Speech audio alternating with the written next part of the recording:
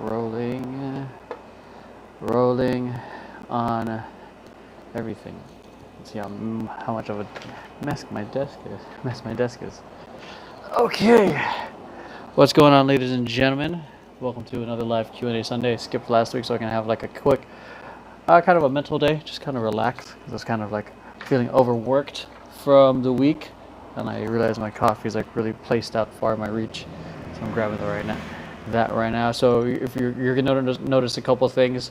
One, if I'm staring here, that's you're on Facebook, YouTube, Twitter, Twitch, DLive. I'm staring at you here. I hope to God I'm on the correct Instagram profile here, aside from boost that post. Should be just on Emroy, and this is here. I'm actually gonna check. Hold on. My desk is a mess. I know it is. I'm actually gonna pop the chat up here. Okay. Oops.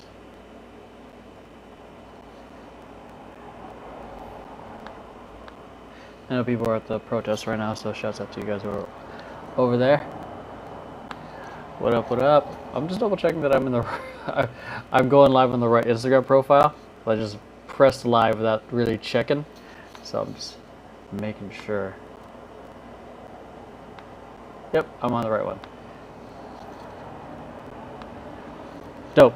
Okay, so if it's your first time hopping on over here, my name is Emroy. You should know me. I'm a professional dancer, owner of a social media company, and I aim to do Q&As every Sunday in regards to social media, dance, and some personal development stuff. So questions I get throughout the week or months that I have backlogged, and I just answer their questions. So I can, one, give value to the person who asked, but two, also make sure that I also make content out of it. Cool. So today I'm going to be answering 3 questions on dance, 3 questions on social media, and 2 questions on personal development. And since most people know me as a dancer, I'm going to be answering questions on dance first. Again, just to let you guys know, if I'm like looking here, or if you see me looking at different directions, because I'm looking at several different screens. One's my main camera, other one's Instagram Live, the other one is YouTube, Facebook, everywhere else. Okay. And I know there's a whole bunch of stuff going on in the world right now, and huge shout out to them and much love to them for what they're doing. Okay, so first question in regards to dance, and I also cannot see. Hi, what up, Nick, and my amazing girlfriend Maxine, and Diego. Sorry, I gotta move my other stream, so I can say what up, Eternal Purple. This is, you see my face. Okay, it's a different type of format today. Eternal Purple's on Twitch right now. Okay, so just to reiterate, those of you guys that are hopping in, I'm going to be answering questions on the topics of dance, social media, and personal development. So let's get right into it. The first question is, I've been dancing for 2 years now, a jazz and ballet class for an hour every day. I recently watched a video of myself dancing, and I look like a 5-year-old when they dance. How long will it take to get better, to be a better dancer? Should I have started earlier? I don't think it really matters. Okay, I think starting earlier may have helped, but at this point, it's not something you really have control over. You can't turn back time and be like, oh, damn, I should have started sooner in my career. Especially now, like I'm 32, and when I see these kids doing friggin' air flares, that used to be just a grown man move when I was growing up. Now kids are doing it like nothing. So starting sooner or whatnot, the amount of knowledge that adults set the bar for kids just becomes the norm for them. So I don't think turning back time would really make a difference, but I think not just the practice will help in terms of making you a better dancer. I think it will, well, aside from working the technique, I think what will help you progress faster is getting feedback. I think like what you just noticed there, and you know, saying to yourself like, oh, I dance like a 5-year-old dancer. I'm like, that immediately shows feedback to yourself of like what you don't like, or what your subjective opinion of what good is, or what good is. So if you want to improve, continue watching yourself, because then there's a standard, because clearly there's a standard of what you think good is. And then 2, get feedback from people who are much more experienced than you, who might taper off how hard you're judging yourself, because we are our own worst critics, and we're going to judge ourselves way harder than we should. Like for me, when I watch my performance videos, the first hour, I never watch it the first hour or first day, because I know I'm going to hate every second of it, because it's so, I don't know. There's so many things I'm aware of that I could have made better at that moment. But when I watch it later, I forget the things I knew I could have done, because at that point I'm so like far away from it. But yeah, that's like a quick anecdote on how we're our own worst critics. I'm like terrible at talking right now. But yeah, get feedback from people who are much more experienced, because they'll give you a perspective and give you direction if you're on the right track or not. Cool. So Eternal Purple, I am 32, turning 33 this year. This past year was my Magic Johnson year. So if you guys got any questions, feel free to leave a comment down below or over here. I'll see you on the Twitch and YouTube and all that stuff here. Instagram, I'll see your stuff in the bottom every time I move my camera. And everyone watching this later on YouTube or on Facebook, I'll catch you later in the comments. Okay, so next question is, I'm a professional dancer and I started dancing at a late age. I love what I do and I know I've improved on many levels, but when I look at competitive dancers, I get self-conscious and I feel like an imposter. What can I do? Ooh, we were just talking about that. Like when you see kids just get who are super skilled and talented nowadays. It's crazy, and I feel like it's easy to fall into the comparison trap of, this kid's way more talented than me, and who am I? I think first off, if you're a professional dancer, that means you're getting paid. You're doing gigs. I think you shouldn't shortcut yourself, or you shouldn't discount yourself on the accomplishments that you've done.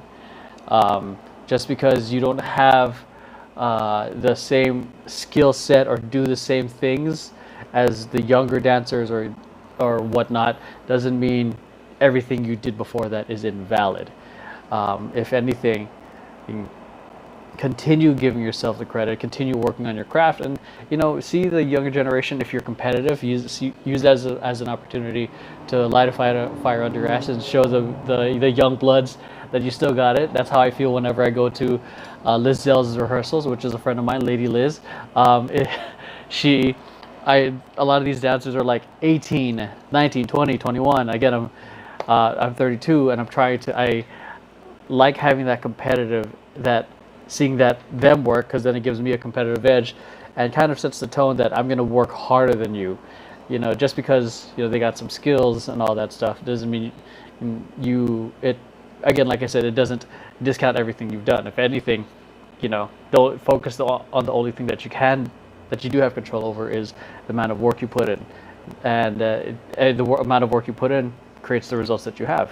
Just because someone is killing it in the competitive community doesn't mean that it's instantly going to be, competitive dancing is very different from doing industry work. It's very different. So just because I know a lot of people who not everything in the competitive community translates into the industry. So, okay, I'm getting some action here over in Instagram. We can check it out. What up, Chris? What up, Amy? What up, Bust Down to Ina? I appreciate you guys hopping in. Okay, so if Facebook, Twitch, if I keep having to move my camera, it's because I'm trying to see the Instagram comments. So those of you who are asking what my mug says, it's fucking messy. I need to clean it. It says "I love you," and there's a Valentine's gift to Maxine. Okay, so yeah, so you've improved on many levels. So acknowledge all the work that you've done. Acknowledge yourself. Be patient with yourself, and eventually the young bucks are the ones that are the ones that become the future. So just focus on what you can control. What word? What? Okay, so how do professional dancers feel now that a lot of people dance on TikTok? Oh my god, I'm indifferent. I don't give a shit. What I do love about TikTok is the amount of creativity, at least in this moment in time. Who knows what it's going to look like in 2 years, because when Instagram first came out, it was a huge amalgam of just random things being posted. But I love the amount of creativity that's happening from different tutorials, bits, dances. I just like the amount of creativity. And for me as a dancer and who knows the love of the joy that dancing brings, I think it's great. I think more people should be dancing because it's a really joyous form of physical movement. Because there's a lot of grunt work into doing calisthenics or running or a lot of things like that. So, but with dance, it's fun. You're moving, take care of your body. There's a whole bunch of stuff. The endorphins are still released, so I think it's a great thing that a lot of people are dancing on TikTok. I mean, I'm not scared of losing a job by them. If people are scared from TikTok dancers, then we might not need to. They might need to reevaluate their self-worth if they're, comparing themselves to 14-year-old TikTok dancers. Who knows? They might end up becoming professional dancers, but stay on your lane and focus on your craft. That's all you can do. Okay, so that's it. That breezed through that one pretty fast. So I'm gonna check out what I have on my Instagram live. Okay, shouts out to my amazing girlfriend Maxine, Diego, Nick, Chris. Don't exit. Amy, thanks for hopping on. I'm gonna quick wave to you guys. And shouts out to everyone watching on Twitch, Mixer, Eternal Purple, appreciate you. Who's a fellow person I game with on Friday and Saturday nights when me and Jordan are playing. Okay, so if you guys are enjoying the dance stuff, make sure to hit up my YouTube. Links in the description on Instagram. It's Emeroyb, Emeroyb. So you can learn some dance tutorials, get a whole bunch of other questions answered like this in the YouTube. So check it out. Okay, so now I'm going to be focusing on answering questions on social media. Just to give you guys context, I run a social media company that works with artists, e-commerce, and small businesses. So we range from production to social media strategy to ad strategy, everything. So that's kind of, these are the second-hand questions that I get from dancers who try to build their personal brands, or business owners trying to understand what social media marketing. Okay, so this is a personal branding question. Is writing a book a good way to grow my personal brand? I think. To think of the amount of time that you got to go into writing your book, and especially, and it depends on the route that you're going to go to. If you're going to go through a publisher, that's going to cost money. Then you got to market it. That's at least a year and a half to get your book out there. If you're thinking about Amazon publishing or trying to self-publish it, that's going to take some time too, because you got to outline your book, build credibility, saying that you have you published a book. I did that back in 2013 when I was a personal trainer or health coach. I published a book on Amazon, but it didn't make much sales, and it really did nothing to build my personal brand. But it did give me a reason to say that I'm a published author, despite not having that many sales or that not hitting the New York Times bestseller stuff. I think the effort in writing a book can be used in writing a blog, because even though books are great, audiobooks are great, people are searching for answers more on Google.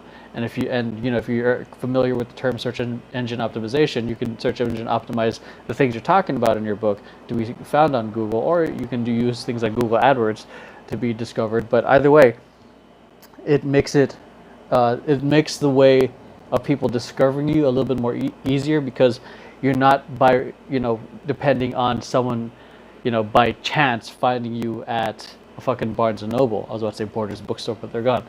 But you're more likely to have them discover you on Google. Or even better, if you're comfortable with it, make it into video, because people will understand your tonality. They'll connect with you more, develop a personal relationship. I think that's the term. I could be wrong. Correct me down below. But yeah, and then you can always update that content as the years go on, because the thing with the book, once it's published and out there, it's set. One of my favorite books, 4 Hour Work Week, published I think 2006. A lot of the principles still apply, but a lot of the tools he mentions then are irrelevant now. So that's why I like making online content. Even though it's not as fancy as a book, you can update it, you can change it to be more relevant for when people discover it, same thing, but slightly tweaked for the current generation. Same thing with YouTube videos. I've answered the question, like, am I too old to dance, so many times, like, making content like that. So it's a good way in developing your blog or your podcast or your video, whatever it is. There's so many mediums. So it sounds like writing is a good, based off this, is writing is your favorite medium. Focus on blogging. Okay? Or writing Medium posts or LinkedIn articles. Okay. Excuse me. How good is digital marketing as a source of passive income? Okay. I'm interpreting this in different ways. So those of you guys hopping in, just to give you guys a quick context, I'm answering questions on social media. So how good is digital marketing as a source of passive income? I'm interpreting that in two different ways. Is it digital marketing to get people into your course, or digital marketing as a freelancer? Okay, so I'm going to answer the first one, digital marketing, both actually, but the first one, how good is digital marketing as a source of passive income to get people into your course? You better have a really good course and really good marketing. That's what I think. But it's going to be super expensive. Like, at least, depends on what your course is as well. Like, I know going from at least $1,000 to $3,000 or $5,000 you got to put in for your marketing, and then you got to make sure obviously the content has to be good, or your marketing has to be really good to get those people to convert, and along with your funnel. And it also has to come back on, to really make the returns on that, your course better be priced pretty well in order to get that return. So, but the thing is, there's just to, play the devil's advocate on that. There's a lot of people selling, let's say, fake gurus or scams that are using same advertising tactics, spending $1,000, $5,000, even more on Facebook advertising, Instagram ads, LinkedIn ads, Google AdWords to get people to go to their course, but the course is shit. But they're charging people like $2,000. So you got to be, people are still. If you're gonna create a course, make sure the value you give is equal to what you're trying to sell it for. Otherwise, you scam people. So, yeah. Now is going to the next part. And I think there's a lot more that I want to say to that. I might make it into another video. But yeah, it's okay, to be honest, as someone who has an online course. I think it's an okay way of making passive income. And I'm not overcharging. I'm like selling my course for like 10 or 11 bucks. Okay, so how good is digital marketing? How good is digital marketing? Instead of like trading your time for dollars, you're trading your service for dollars for an X amount of time, and that's where you got to like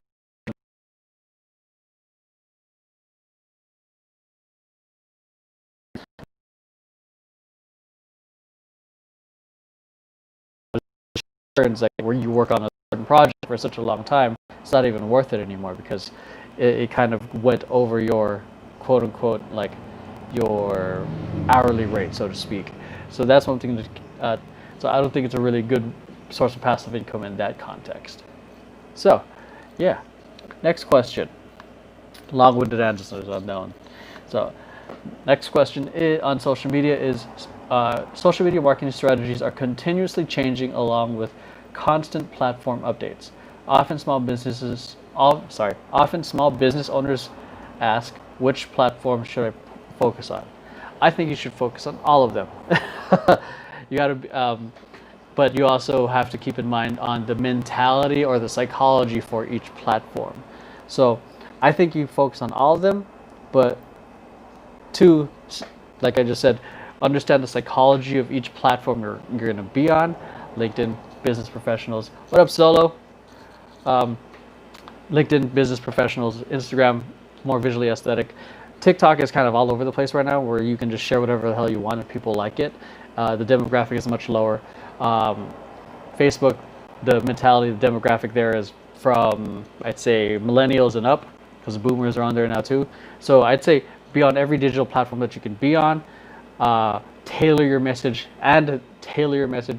according to what each platform is. And I'd say once you see something that seems to be sticking a little bit more, focus more on that one. I would say if you're trying to be Instagram famous, it's gonna be a lot harder now. I'd say you have a better chance at TikTok, because I still think it's a gold mine, you know. And when people judge these other platforms, like TikTok is stupid, Snapchat's stupid, it's the same thing I heard back in 2007, 2008. People saying Facebook is stupid. You know, it's just a sign of old people judging judging what the youth are into. And for those of you who are trying to build a personal brand, who are trying to be good marketers and all the other stuff, you understand the value of attention. And if you're getting underpriced attention if you can get underpriced attention for your brand or your product or for your personal brand, why not? Especially with TikTok, with everything, the organic reach being so ridiculous, you know, take advantage of that. Okay, so focus on everything, but also keep in mind of the psychology for each. So, yeah. And if you want me to I also want to say because I feel I have both different thoughts of that as well. Focus on everything, but also because I like playing devil's advocate with myself. I would also say, you know, if you keep in mind of who your target audience is, if you really focus just on that, and you really know who you're trying to market to, then you'll know which platforms you need to be on. You don't need to be on the popular platform just to be there. I mean, it's okay, it's cool to be on TikTok to help build brand equity and brand awareness, because eventually those the TikTok demographic will eventually become adults. But if you're a B2B, and I've said this plenty of times in previous videos, if you're a B2B, I would say focus on LinkedIn. Or if you're a B2C, or if you're trying to get your your program at a school, you know, you definitely want to be on Facebook and Instagram and target parents, I don't know, elementary school age and up, depending on what you're aiming for. So understanding who you're trying to market towards should dictate what platform you should be on more. So, I do this every Sunday. I answer 3 questions on dance, social media, and personal development, and I'm primarily doing this as a personal branding thing. But I think this is actually something I've been debating about Stefan. So he asked me if I should put this on the company channel. I'm honestly not too sure, because I also talk about dance in the first third on this. So. Okay, so I think that's it for the social media stuff. So if you guys like the social media stuff, make sure you check out our Twitch or Mixer or DLive, where I literally am behind the scenes editing client content, hanging out with people with the people on the chat like Stefan or Eternal, and check out our YouTube channel where we answer tips and show tutorials just like what I'm talking about now. Cool. So the last 2 questions we're going to be answering are on development. So, and I think personal. Did I just mix things up, Eternal? I think I probably did. So, yeah, my YouTube is MRB. It's the same thing as my handle. My company's channel is called Vision Paradox. Cool. So the personal development one is questions. So I think, just to give context to this, I like personal development. I like the process of it. I think so it's definitely something that we need to be doing. I think if people have the time, or if people took the time to update their minds as much as they upgrade their phones, you know, I think we'd be in a better place, because a lot of people are kind of stuck with a kind of a reality they create themselves in based off, you know, a lot of negativity, a lot of complaining, a lot of, you know, false negative feedback that they kind of create for themselves. So I think the worst jail that a person can do is, a worst prison a person can create is not one of, I'm just going to restart my camera, not one that's created by man, but one that we create for ourselves within our minds, and that we're unaware of. So.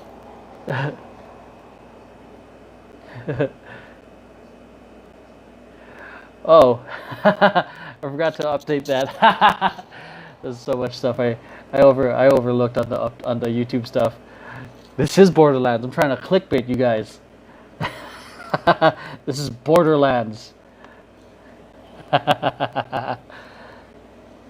Okay, so going to the, the personal development questions. What are critical skills for an entrepreneur?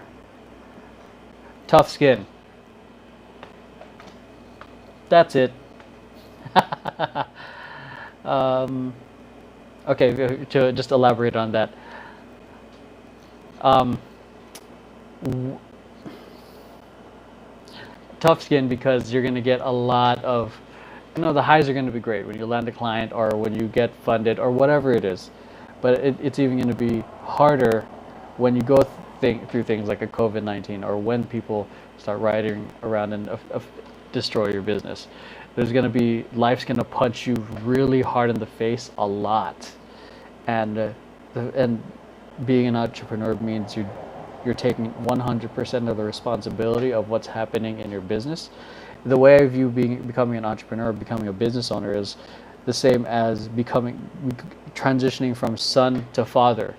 The amount of responsibility that a son has is minuscule compared to becoming a father, because a good father, and also a good entrepreneur, realizes how much responsibility he has to take care of the family, to take care of everyone, because as an entrepreneur, you got to make sure that your employees are paid, or that you're providing good service, that you're doing a good job, and you're not stealing money from people, making people feel like they've spent their money well. And same thing with the father. You got to, as a father, you got to make sure that your kids fed, that you provide for your family. So I feel like those are two synonymous things, and both of which I think also require, like I said, tough skin, because you're going to go through some shit.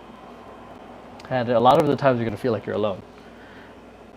So, yeah, that's some real shit, because as much as my girlfriend's been here and has been supportive of me throughout a lot of the stuff that I have faced, especially in, I guess, my journey in building Vision Paradox, my social media company. Been in business for 4 years. She's seen me go through some real ups and downs, and it's as much as I love the support that I get from her, that I get from everyone. The thing is, I'm still I still have to take it on myself. So, yes, Stefan, you can ask a question. So that's what I think. You need to have some tough skin to be an entrepreneur. So next question, and I'm going to be looking at questions that are popping in on the Instagram and on the Twitch and everything after. So how is personal development a key to success? Simply, you can't, the first iPhone iOS would not operate well on the new iPhone.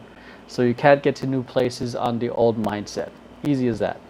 Like if you, and same thing, if we were to take it to the human aspect, like if you are operating the same way you were back in middle school, you sure as hell won't function as an adult, which some people unfortunately are. There's a certain part of their child development that they lacked, that they're projecting to the world, and you see it with how people with how people react when they're triggered or when they're upset. So I think personal development, not just in success and all this stuff, but personal development and learning how to handle these triggers, going to therapy.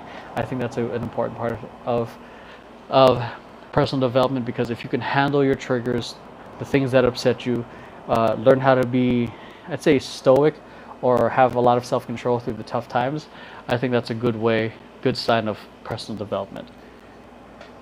So, okay, I'm going to answer that in a sec. So, let's see. Shouts out to Klee, Jashan, Joshua, the Dream Bird for hopping on. Thank you, Stefan and Eternal, for hopping on as well and calling me out, reminding me that I was streaming Borderlands, not Q&A. I got to make sure I change my categories.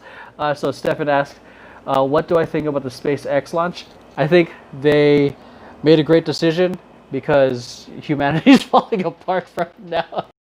Reality, I think it's pretty cool. I watched the launch in really harsh time because with the whole COVID-19, especially in the states right now, there's a lot of not rioting, protesting people, and a lot of people.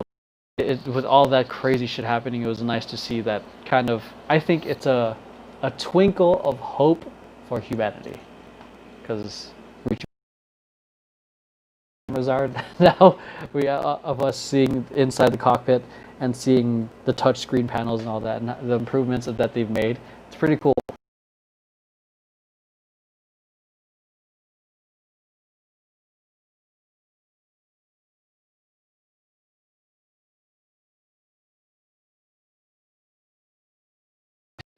Side of history,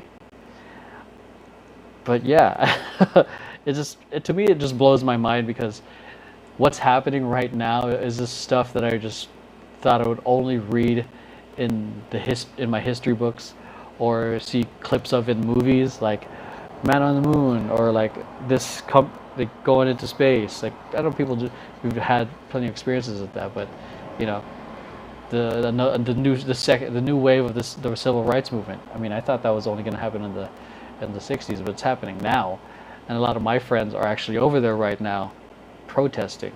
So it's kind of crazy. And then yeah, I'm about to go into like a huge other tangent about what's happening socially, but I'm gonna reel it back in to the dance, social media, and personal development stuff.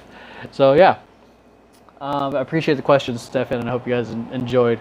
I hope the answer was to your satisfaction. So just to give everyone on Instagram a heads up, Stefan has been helping me, not helping me, like he's been giving me a couple lessons in learning how to speak Romanian. So pretty dope, pretty badass. And yeah. Anything else here? I think we're good. I think that's it for the questions today. So if that's it, in terms of the questions, what up, Emika? Emika? I don't know if I just murdered that name. I'm sorry. So that's it. If you guys liked all this stuff, make sure you hit like, subscribe. Fuck, this is not my YouTube channel right now. Well, either way, if you guys like this video, make sure you hit like, subscribe, share this with friends who you think might benefit from it. Follow me on Instagram, follow me on Twitch, Facebook, Mixer, all of the things. If I can stream on it, I'm probably on it. I'm on DLive, I'm on Twitch, I'm on Mixer, I'm on YouTube. I'm on there. I'm on everything. And if you guys want to see the dance content, you can find it on my personal channel. So for those of you watching on different channels, everything I'm mentioning is probably going to be in the comment down below. And if you're on Instagram, it's going to be in the link in the description. So one question: am I going to stream more today? Probably not. Today is actually my day off, so I'm probably going to be streaming. I'm going to be streaming tomorrow on the company account, as usual, just working throughout the week. And then Friday, Saturday is when I stream my gaming, and Sunday is when I do Q&A. It's kind of how the schedule that I'm working on. So yeah, excuse me. So if that's it, I will see you guys later. Stefan Eternal, see you guys on Twitch and DLive, and everyone, I'll see you guys when I see you. Take care, be safe, love your loved ones, love yourself,